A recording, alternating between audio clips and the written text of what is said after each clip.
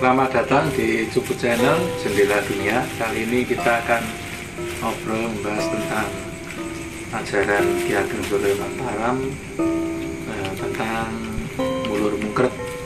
Seperti apa? Monggo Mas Tono. Nah, mulur mungkret itu kan sebenarnya istilah yang khas pada istilah khotbahnya di Ki Ageng Suryo Mataram itu kan, pada waktu beliau mengajarkan itu. Jadi kan kalau karet itu kan ketika melar itu namanya mulur, menyusut itu namanya mungkret. Itu sebenarnya kan itu kalau di ajaran beliau itu sebuah kondisi batin atau rasa atau apapun itu kan. Jadi ketika batin atau rasa itu sedang senang, dia akan mulur. Tapi ketika sedih, dia akan mungkret gitu.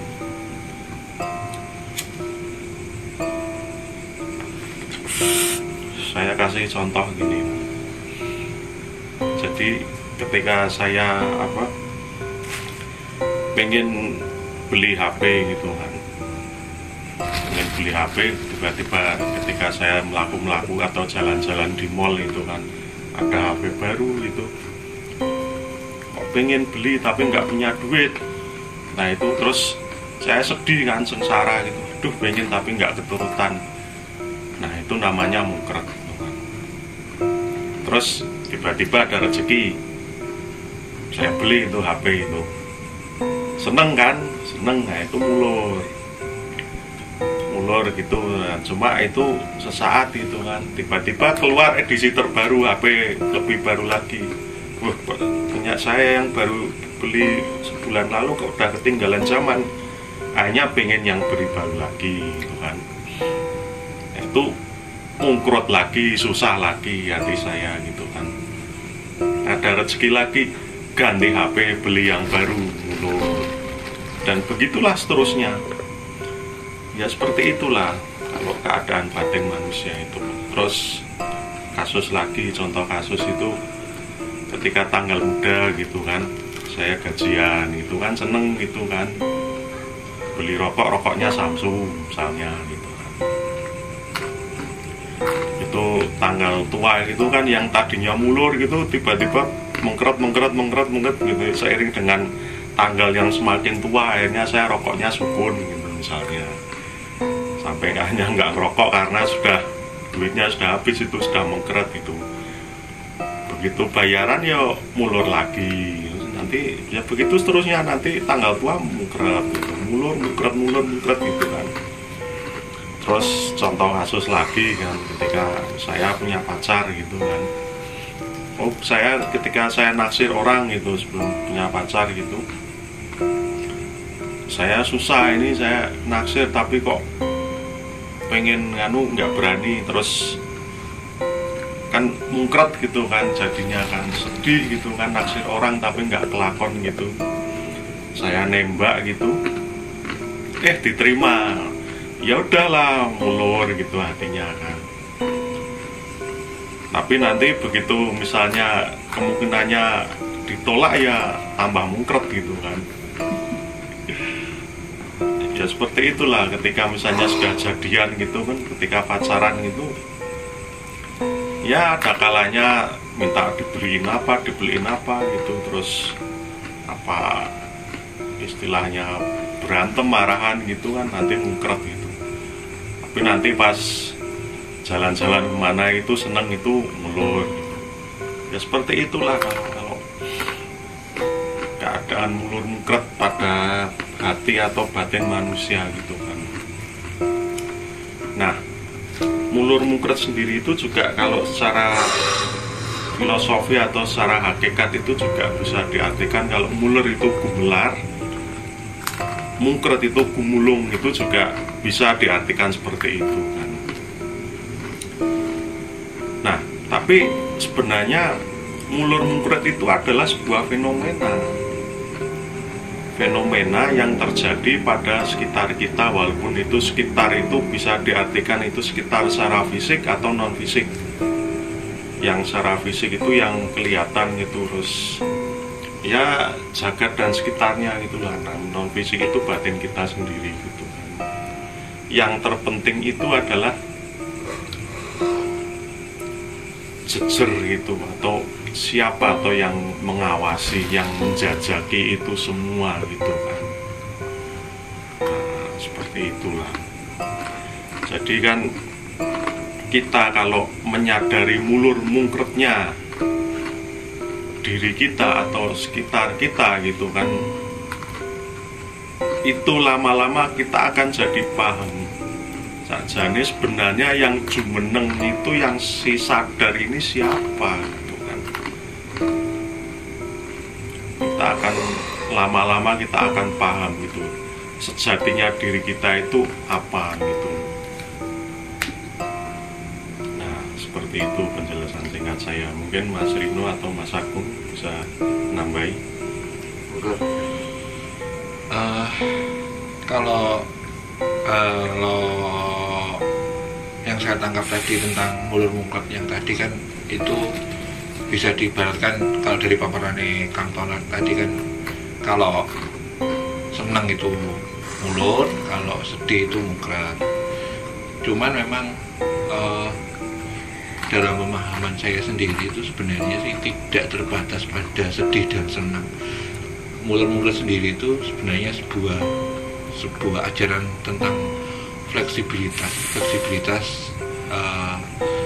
hati manusia dalam arti sebuah rasa ya. Karena rasa sendiri itu tidak ada barometer untuk mengukur sebuah rasa. Maka Pangeran Surya Mataram ini mengistilahkan mulur mungkret, karena memang pengukuran sebuah rasa itu tidak bisa memakai satuan dan apapun, karena setiap rasa itu adalah pendefinisian orang berbeda-beda sesuai dengan hidup di orang itu sendiri. Jadi ketika sebuah rasa itu diukur tidak ada satuannya, maka beliau menggunakan istilah fleksibilitas, itu artinya mulur dan mungkret, karena memang tidak ada satuannya. Tapi diibaratkan ketika mulur itu adalah senang, ketika mungkret itu ketika mengalami ketidaksenangan. Maka ketika bagaimana untuk menyiasati kondisi yang stabil itu adalah tahu bagaimana mulurnya dan bagaimana mungkretnya. Walaupun pendefinisian senang dan susah itu sendiri itu adalah sesuatu yang tidak bisa dihitung dengan skala teknis, tapi ketika bisa mengenali tentang rasa sedihnya dan rasa senangnya, akhirnya dia bisa menemukan sebuah rasa baru, adalah rasa di antara senang dan di antara sedih, yaitu jenjem. Karena pengertian jenjem dalam filosofi Jawa itu sebenarnya kan tidak senang dan tidak sedih, kondisi stabil. Jadi itu yang nggak mungkret, itu yang nggak mulung. Nah, jenjem itu sendiri sebenarnya bisa untuk barometer melihat ketika dia mulur atau mungkret. Maka jenjem itu sendiri bisa disebut sebagai hidup atau sang hidup, karena sang hidup sendiri dalam kosmologi Jawa dianggap sebagai sesuatu tan kinoyongopo atau sesuatu yang stabil atau satuan itu sendiri. Pemahaman saya sih seperti itu sih. Kalau contoh-contohnya sih sebenarnya contohnya banyak sekali tentang mulur-mulur, cuman yang paling sederhana ya mengenai tentang rasa sedih dan senang itu sendiri, karena memang dalam setiap fase kehidupan manusia rasa senang dan sedih itu sendiri itu seperti berundang. Kenapa? Karena sedihnya si anak SD itu kalau tidak dikasih permen. Senangnya anak SD itu adalah ketika dikasih permen. Tapi ketika kita usia 40, usia 50, dikasih permen ya main diguyur tok, tidak berarti apa-apa buat saya. Tidak menyebabkan rasa sedih dan juga tidak menyebabkan rasa senang. Kenapa? Karena fasenya sudah berbeda. Nah, mengenali fase sendiri itu sebenarnya juga sebuah jalan yang bisa dihasilkan ketika mengenali tentang mulur mungkret. Jadi mengenali tentang rasa jenjem itu sendiri. Itu sih tambahan dari saya mungkin monggo kalau ada yang nambahin lagi. Mas Sulis. Ya, jadi mulur mungkrat ini adalah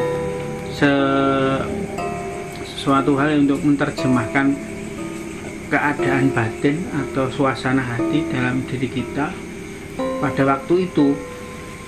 Dalam bahasa saya, mulur mungkrat atau mengembang dan menciut. Setahu saya, contohnya begini, kalau pas kita itu hidup ini butuh HP ya, karena begitu, butuh HP, maka saya akan berkeinginan HP itu yang bagus adalah yang mereknya A, yang spesifikasinya B, C, D dan sebagainya. Nah, karena itu suatu keinginan saya, maka keinginan saya itu sebenarnya mulur, artinya bertambah keinginan saya, naik dari tingkatan sekarang, bayangannya akan naik. Tapi begitu pas waktu itu ada di toko, kemudian pas itu uangnya kurang, maka keinginannya itu menjadi mungkrat. Katakanlah sebabnya mereknya A menjadi mereknya Z, katakanlah tadinya apel kerowak ya bisa turun menjadi jambu kluthuk apa jambu, bisa saja. Angan-angan tak seindah ya. Tidak seindah kenyataannya. Jadi begitu ya, jadi akan menurun, itu namanya mungkrat. Yang seharusnya itu bayangan saya itu HP yang begini, yang katakanlah kalau zaman dulu itu bisa kamera, bisa ini ya, karena nggak ada yang mungkrat, jadi ya berkamera tapi resolusinya cuma kecil ya, kemampuannya memorinya seharusnya 8 ya cukuplah ya 4 atau 6 gitu, itu namanya mungkrat. Tapi begitu, jadi di situ akan menemui bahwa sebenarnya hidup ini penuh pilihan dan kita butuh menentukan kebutuhan kita itu sebenarnya speknya seperti apa, atau dengan minimal spek atau minimal budget tetapi kita bisa terpenuhi darinya. Itu merupakan kebijaksanaan sendiri, menimbulkan kebijaksanaan sendiri. Artinya untuk kamera yang udah nggak perlulah 4K atau 5K, cukuplah Full HD aja nggak apa-apa. Nah, berarti kan mungkrat, karena kita sebenarnya sampai 4K atau 5K itu kan ego kita yang ingin tampil. Tapi begitu mengetahui kebutuhan kita itu sesuai dengan budget kita cuma sekian, maka mungkrat menjadi turun. Ya itu kan ya itu namanya mungkrat gitu. Jadi bukan ada dan tidak ada, tetapi terpenuhi. Saya butuh HP, saya beli HP, tetapi spesifikasinya akan naik.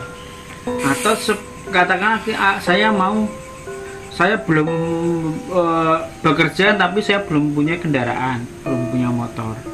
Ya pada waktu itu saya membayangkan motor saya nanti mereknya hahihi, katanya begitu kan. Yang itu yang bisa dangak-dangak itu endorse. Nah terus, tetapi pada waktu karena kerja dapat gajian dicake, ternyata nggak bisa yang hahihi, nggak bisa dangak-dangak, cukuplah keluntah-keluntuh ya nggak apa-apa gitu. Tapi kebutuhan saya untuk berkendaraan atau punya motor terpenuhi dengan adanya itu. Jadi karena saya pengen hahihi tadi nggak kesampaian, makanya keinginan saya itu mungkrat. Tapi tadi bayangan saya itu mulur karena berkeinginan macam-macam, tapi kenyataannya mungkrat. Itu bahasa kerennya efisien. Sing efisien dua lah. Ya ada rotan akar pun jadi gitu. Sing penting dadi. Mirip sama enggak ya dengan ditunggahke dudunke itu. Jadi misalnya kan kalau sebuah kita mendapatkan masalah atau kita menghadapi masalah, katakanlah mau beli HP tadi bukan tentang duit bisa beli atau enggak, atau naik turunkan speknya, tapi kita berpikir mulurnya itu kalau yang saya ini kan munggah mudun, artinya nek aku tuku iki engko manfaatnya buat saya apa. Kalau saya tidak mampu beli, kalau ini tidak saya beli, manfaat saya apa gitu kan. Jadi naik turun ya, mungkin mirip dengan mulur mungker tadi, bahwa kita mempertimbangkan itu dari positif dan negatifnya bagi diri kita. Misalnya kan kalau tadi kasusnya kan beli HP ya, kalau misalnya kita katakanlah dibully orang gitu kan, itu kan mulur mungkerte kan kita, atau naik turunnya iki bisa nggak saya nerima seperti itu, atau ini saya harus melawan, itu kan itu naik turun. Kayak mulur mungkret itu apa ada kemiripan seperti itu atau gimana pemahamannya? Ada kemiripannya seperti itu kan. Jadi memang yang dijelaskan Mbak Sulis tadi kan mulur mungkretnya itu di bidang angan-angan atau bayangan gitu kan. Sedangkan yang saya jelaskan, kasih contoh soal tadi kan tentang keadaan batin, istilahnya emosi kita gitu kan. Yeah. Jadi memang sebenarnya intinya sama gitu. Jadi kan. memang bisa di konsepnya bisa dipakai. Bisa. Jadi kayak ombak gitu kan. Kan daya muda terus mendukul gitu kan. Muda mendukul itu ya sebenarnya hampir sama gitu kan. Kayak air gitu kan di bejana gitu kan, ada riak gelombang gitu kan. Istilahnya kan begitu ada riak gelombang itu kan butek gitu sebenarnya kan. Tapi begitu ya kalau riak gelombang itu ya tidak ada jalan lain, ya memang didiamkan, memang diawasi, nggak terus dihentikan dengan tangannya supaya airnya itu tenang, itu enggak. Jadi kan begitu airnya kita awasi, kita diamkan dengan gak tenang, nanti kan kotoran-kotorannya mengendapkan. Nah di situ kita akan mendapatkan sebuah kejernihan air gitu, yang seperti Mas Rino bilang tadi jenjem gitu ya. Sebenarnya menurut saya ya seperti itu, ketika kondisi itu netral gitu kan. Jadi mulur mungkretnya itu ya tetap ada, cuma enggak terlalu jauh gitu kan, enggak gitu. Tetap lah. Jadi memang sebenarnya itu adalah sebuah istilah Mas Agung dari Suryo Mentaram, Ki Ageng Suryo Mentaram itu memang beliau mengistilahkannya mulur mungkret. Nah, cuma kan kalau mau diistilahkan lain juga nggak apa-apa, naik turun gitu kan. Tapi intinya sama lah. Berarti konsep ini konsep tentang hukum berpasangan ya kan? Maksudnya ada mulur, ada mungkret kan, ada siang, ada malam, seperti itu. Iya. Ada sedih, ada gembira, ada. Iya. Kalau dalam ajaran Ki Ageng Suryo Mentaram memang ditekankan tentang mulur mungkret itu untuk mengenali kondisi jenjem. Jadi kondisi jenjem itu tidak bakal bisa dikenali tanpa mengenali kondisi mulur mungkret. Kenapa? Logikanya ketika tidak ada keinginan, bagaimana kita mengendalikan keinginan? Itu sih sebenarnya. Nah, karena logikanya adalah ketika tidak ada keinginan, ketika ada keinginan kita mengenali keinginan ini dari mana. Nah, keinginan itu sifatnya mulur dan mungkret. Maka itu kita harus mengenali istilahnya apa ya, nafsu-nafsu kita lah. Nafsu-nafsu kita dalam arti seperti yang Mas Agung sebutkan tadi, bahwa kita menginginkan sesuatu itu sebenarnya karena ego nafsu kita atau karena apa. Kita kemudian mungkret itu juga karena ego kita atau karena apa. Nah kemudian setelah mengenali hal itu terjadi kondisi seperti kayak Mbak Sulis yang tadi ceritakan. Artinya efisiensi itu terjadi ketika sudah unggahke diudunke seperti Mas Agung tadi bilang. Maka akhirnya kan mengenal tengah itu, efisiensi. Jadi sebenarnya jenjem dalam kosakata Jawa itu adalah mengefisienkan. Makanya ketika orang bilang kondisi jenjem itu ngopo, jane itu malah kondisi efisien. Karena dia sudah mengerti mulut dan mungkretnya. Makanya dia sampai mengenali jenjem. Makanya untuk mengerti jenjem itu sendiri harus kenal mulut dan mulutnya. Kalau sudah jenjem terus gak ngerti mulut dan mulutnya, terus ngopo? Udah kayak turu ini. Nggak bisa mulur, nggak bisa mungker, mager. Rebahan. Kalau rebahan. Nah, mager itu ya tergantung umurnya juga. Contohnya umur 85 pengen naik ninja. Copot untune Kerry. Ya naik tok nggak usah. Atau umur 85 tapi pengen naik motor yang kecepatannya tinggi. Nah, untuk apa dia naik motor dengan kecepatan 20 aja rumangsanya cepet banget. Ya, itu kadang-kadang makanya ketika banyak orang ketika meditasi mencapai jenjem terus akhirnya dia bilang, nek meditasi koyo ngene tok nggo ngopo gitu. Dan sebenarnya kondisi jenjem itu adalah kondisi yang sangat efisien ketika dia mengerti manfaat dan kerugiannya. Kan tinggal pilihannya dia, tinggal diteruskan atau tidak gitu. Makanya itu kan banyak orang yang ketika meditasi sampai taraf jenjem terus dia malah bingung, apa yang ini dong. Padahal sebenarnya ketika dalam kondisi itu dia benar-benar tahu efisiennya dia itu, maksudnya kan itu dia pikirannya benar-benar terbuka, nafsunya benar-benar terbuka, dia benar-benar terbuka pikirannya, tinggal dia mau mengarahkan kemana. Kan makanya itu disebut, ada yang menyebut kondisi netral, karena netral itu dia bisa kemana aja. Nah ketika kondisi netral itu tinggal fokusnya mau kemana gitu. Itu sepengetahuan saya sih.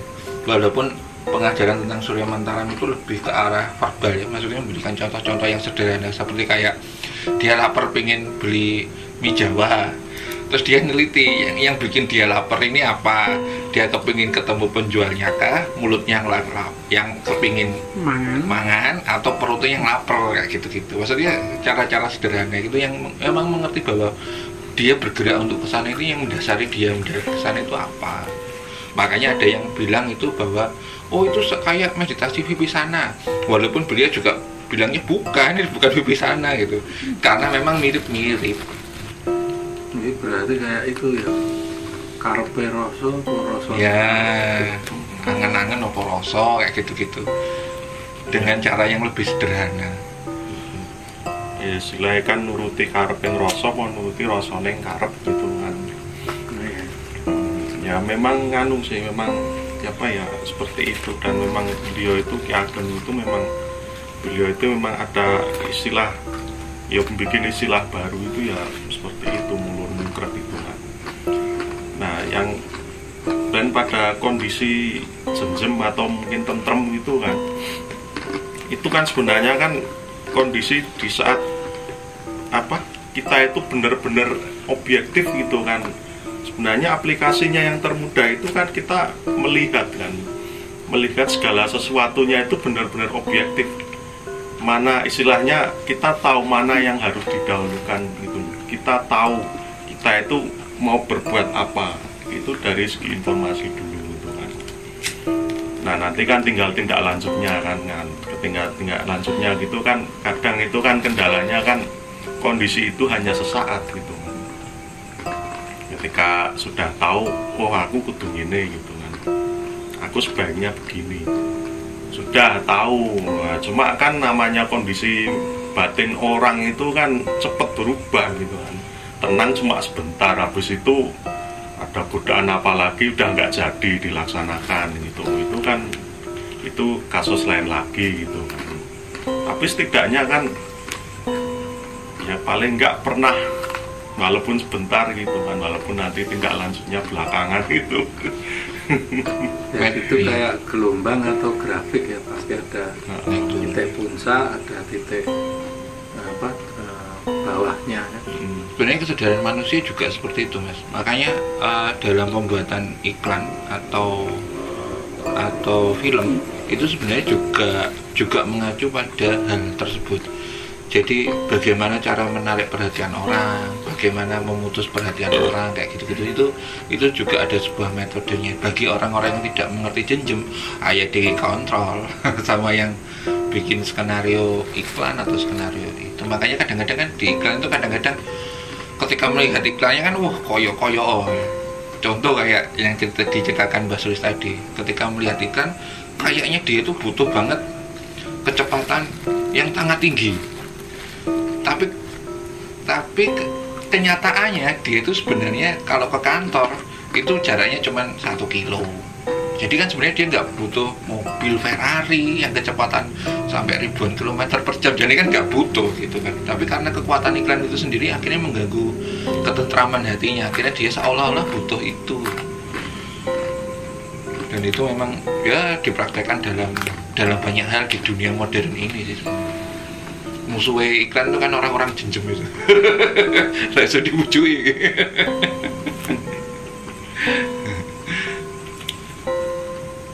Ya sebenarnya kalau versi saya pribadi itu kan, kalau tadi ngomong ke Vipassana ini ya sebenarnya ya mirip lah pada prakteknya. Itu dari teori meditasi Vipassana yang saya tahu itu juga sebenarnya ya seperti itu. Ya nggak persis banget, itu kan tergantung gurune saya ngajari itu kan. Jadi kita memang mengawasi batin kan, mengawasi pikiran dan si Romo Dongso itu diawasi, dan pikiran yang kemana-mana mengembara itu diawasi, dirasakan, diawasi itu. Nanti kan akan lama-lama, walaupun itu kita tidak bisa mengharapkan apa istilahnya utuh tenang, itu enggak, tapi memang nanti akan istilahnya lerem sendiri gitu. Nah itu yang disebut dengan kondisi netral seperti itu kan. Biasanya lampunya hijau. Netral abang no mandek. Lampu lo indikator nggon speedometer. Oh. Tak kira nunggu stopan. Nah, itulah pemahaman manusia. Karena kadang cuma sedikit, itu pemahamannya beda-beda. Tergantung cara berpikirnya. Soalnya kalau neon hijau nggak mungkin netral.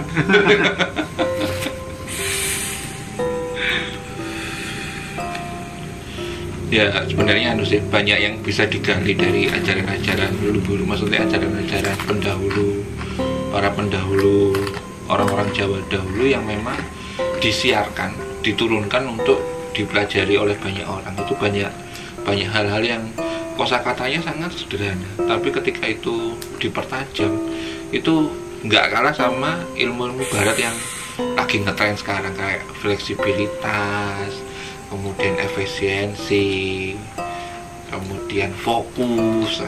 Itu kan istilah baru yang ngetren sekarang.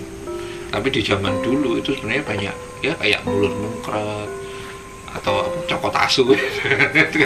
Kadang-kadang sebuah hal yang kadang-kadang ide-ide kayak gitu-gitu kan, sesuatu hal yang kadang kita sendiri menganggap itu kuno, tapi sebenarnya artinya ya ketika kita mengerti itu maksudnya apa, sebenarnya itu juga sebuah hal yang nggak kalah pentingnya, seperti istilah-istilah zaman modern sekarang. Karena ilmu-ilmu zaman dulu di Jawa itu khususnya itu nggak ditulis, jadi ya cuma diajarkan secara lisan turun-temurun. Jadi kadang ya sering hilangnya di situ, dibawa mati sama yang punya ilmunya. Ya nek diturunkan, kalau enggak kan ya so kadang saya ngrungokno ngantuk. Sisip itu kan hilang. Apa makanya? Cuma kan kalau yang diajarkan itu kan, walaupun ngantuk karena mungkin dia sudah paham, gue menasing diajar ini kan, dia juga nanti akan mengajarkan yang sama walaupun istilahnya beda gitu. Ini kalau dari sisi pemahaman gitu.